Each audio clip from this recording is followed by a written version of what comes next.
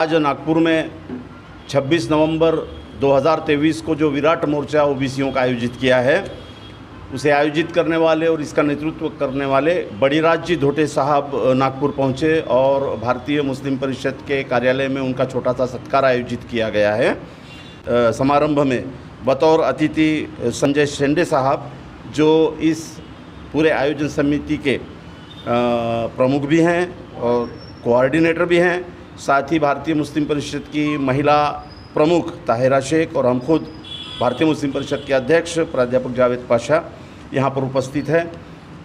पिछले कई दशकों से आप देख रहे हैं, चंद्रपुर में जन्म लेने वाली, चंद्रपुर के ज़िले को अपनी कर्मभूमि बनाने वाली, लेकिन अपने पूरे कार्यों से विदर्भ नहीं महाराष्ट्र को भी प्रभावित करने वाली ये जो शख्सियत यहाँ पर आज मौजूद है, बड़ीराज जी धोटे साहब, उनका सत्कार करते हुए हमें गर्व और फ़ख्र महसूस हो रहा है कि पूरा एक तप, ज़िंदगी का एक सबसे बड़ा वक्त अपने प्रामाणिक कार्यक्रमों से, उद्देश्यों से, विचारों से एक उदाहरण पेश करने वाली ये शख्सियत है। तो मैं सम्माननीय ताहिरा शेख जी से और शेंडे जी से गुजारिश करता हूँ कि सबसे पहले शाल का सम्मान उन्हें देकर उनका सत्कार किया जाए।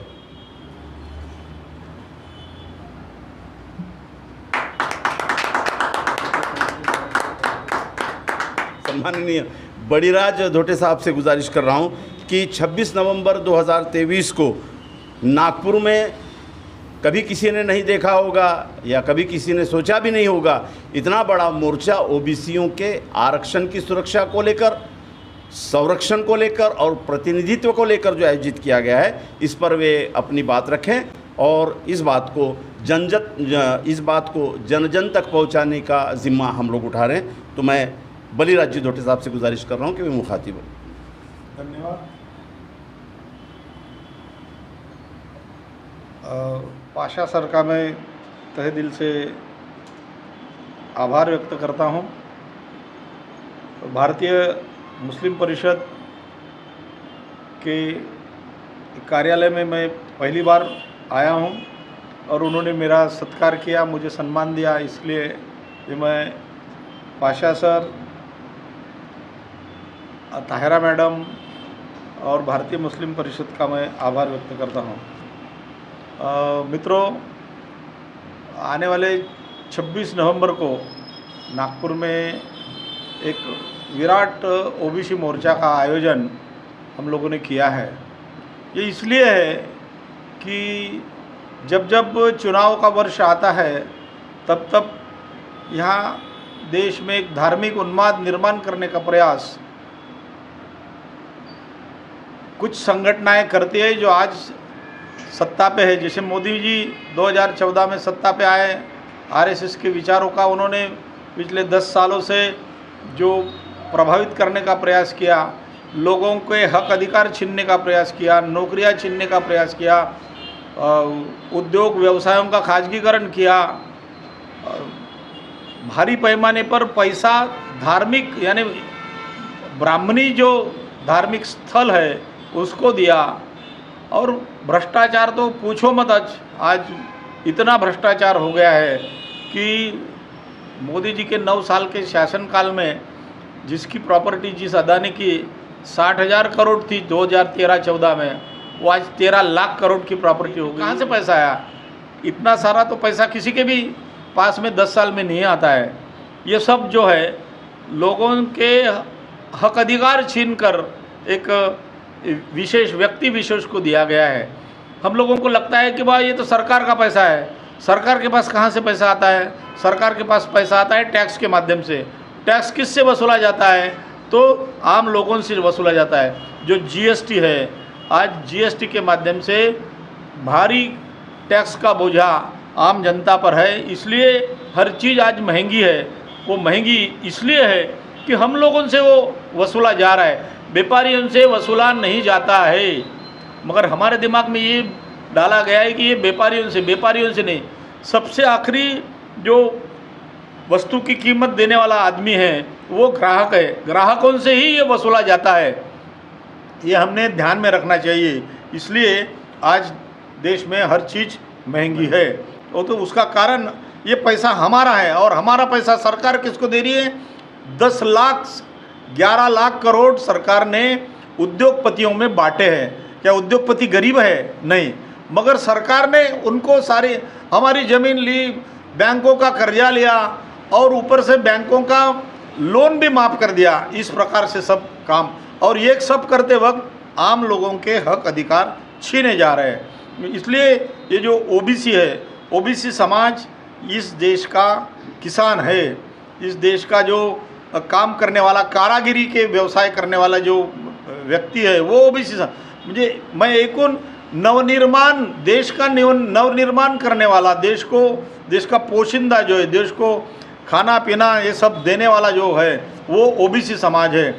और इस ओबीसी समाज के हक अधिकार भारी पैमाने पर छीने जा रहे हैं। उनकी नौकरियां छीने जा रही है, ज़मीनें छीने जा रही है, उनके उपज को भाव नहीं है। वो ज्ञान देने वाली संस्थाओं का भी खाजगीकरण करने का प्रयास वर्तमान में सरकार कर रही है। इसलिए ज्ञान और धन अगर ये बहुजन समाज के हाथ से गया, जो कि भारत की स्वतंत्रता के बाद ये 70-75 साल में उनके हक में आया है, उनके हाथ में आया है, वो छीनने का प्रयास हो रहा है। इसलिए इस 26 नवंबर को जो संविधान दिन है, ये संविधानों ने जो हमको हक अधिकार दिए हैं, तो वो संविधान के प्रति डॉक्टर बाबा साहब आम्बेडकर ने जो संविधान लिखा, उस संविधान के प्रति और डॉक्टर बाबा साहब आम्बेडकर के प्रति ये अभिवादन करने के लिए और अपना हक मांगने के लिए, सरकार के सामने रखने के लिए ये 26 नवंबर का नागपुर में आयोजन किया गया है। मुस्लिम समाज ने भी सम्मिलित होना चाहिए, क्योंकि मुस्लिम समाज के लोगों को टारगेट करके इस देश में दहशत फैलाने का काम ब्राह्मणवादी कर रहे हैं। जिन्होंने ओबीसी के हक अधिकार छीने, जिन्होंने SC ST के हक अधिकार छीने, जिन्होंने मुस्लिमों के भी हक अधिकार छीने हैं, वो लोग आज देश में अपने पास सारी व्यवस्था कायम रहे, अपने हाथ में ही नौकरियां रहे, अपने हाथ में ही अधिकार रहे, अपने हाथ में ही प्रचार प्रसार साधन रहे, अपने हाथ में ही अर्थव्यवस्था रहे, ऐसा प्रयास ये कर रहे हैं और देश में दंगल सदृश स्थिति करने का काम ये लोग कर रहे हैं। भारतीय संविधान धर्मनिरपेक्ष है और ये धर्मांधता का उन्माद निर्माण करने का प्रयास ये लोग कर रहे हैं। इसलिए हमारी जिम्मेदारी ज़्यादा है, बढ़ गई है। फुकट खा रहे हैं, सारे संसाधनों पे जो कब्जा करके बैठे हैं, वो एक तरफ से तो कब्जा कर लिए, फुकट में खा रहे हैं, और फिर देश में धार्मिक उन्माद करके अशांति फैलाने का प्रयास कर रहे हैं।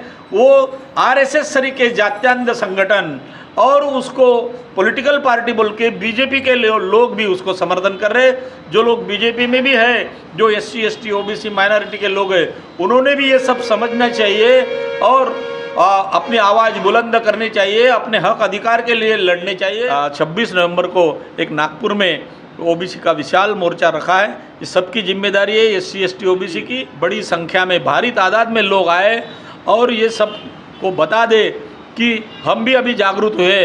अभी प्रसार माध्यम जो है, जो प्रिंट मीडिया है, इलेक्ट्रॉनिक मीडिया, इसकी जाहिरात नहीं करेगा, मगर आज हमारे पास सोशल मीडिया है, व्हाट्सएप है, यूट्यूब है, फेसबुक है, इसका माध्यम करके हम ये सारा आने वाले जो 12-13 दिन है इसमें प्रचार करेंगे। पाशा सर और ताहिरा मैडम और भारतीय मुस्लिम परिषद ने जो मुझे मौका, मेरा सत्कार करके मेरे व्यूज़, मेरे विचार आप सब लोगों तक पहुंचाने का काम माननीय प्राध्यापक जावेद पाशा सर ने किया है। इसलिए उनका, ताहिरा मैडम का और भारतीय मुस्लिम परिषद का मैं आभार व्यक्त करता हूं। धन्यवाद। संजय शेंडे साहब से विनती कर रहा हूं कि वे आभार प्रदर्शन करें। आज के इस सत्कार समारोह में जो हमारे साथी हैं, आदरणीय बलिराज जी धोटे, OBC जनगणना संयुक्त समन्वय समिति के अध्यक्ष और मुख्य संयोजक तथा फुले शाहू आम्बेडकरी विचारक आदरणीय बलिराज जी धोटे का यहाँ पे सत्कार संपन्न हुआ। विचार मंच पर उपस्थित भारतीय मुस्लिम परिषद के साहित्यिक, लेखक, विचारवंत, फुले शाहू आम्बेडकरी समीक्षक, हमारे ज्येष्ठ बंधु आदरणीय प्राध्यापक जावेद पाशा सर तथा उनकी सहचारिणी तायरा मैडम, उपस्थित बंधु और भगिनी, साथियों, ये जो SC ST OBC का जो जात न्याय जनगणना का जो मोर्चा है वो नागपुर से दीक्षा भूमि से निकलने वाला है सुबह 11 बजे से। वहाँ पे सभी विदर्भ से और महाराष्ट्र से सभी साथी schedule caste, schedule tribe, OBC minority के लोग बड़ी पैमाने में आने वाले हैं और बड़ी शांतिपूर्ण ढंग से भारतीय संविधान के जो नियम है, कानून है, उनके हिसाब से ये मोर्चा निकलने वाला है।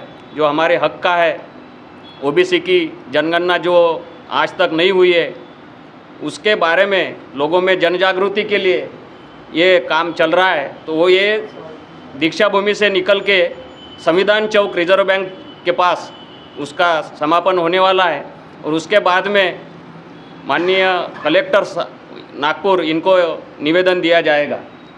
ऐसा ये कार्यक्रम है। इसके लिए आदरणीय जावेश पाशा और यहाँ के सभी भाइयों ने, साथियों ने, उनका, हमारे जो मुख्य संयोजक है बलिराज जी धोटे, इनका सत्कार किया और हमें हमारा हौसला अफजाई की हमारी।